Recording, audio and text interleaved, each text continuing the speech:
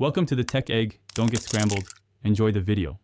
In this video, I will show how to make a new public account on Instagram.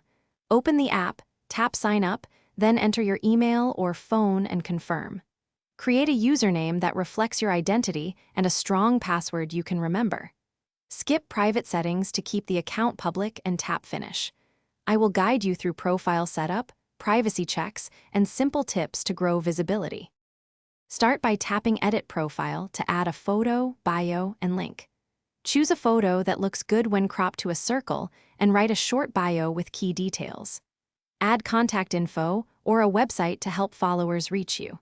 Use keywords in your bio to improve discoverability and set a consistent name and handle across platforms for easy recognition.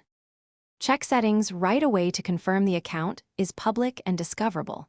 Connect to contacts or Facebook to follow friends quickly and build an initial audience. Review story and tag controls to manage how others interact with your content. Turn on two-factor authentication for extra security and regularly update your password. These simple steps keep your profile.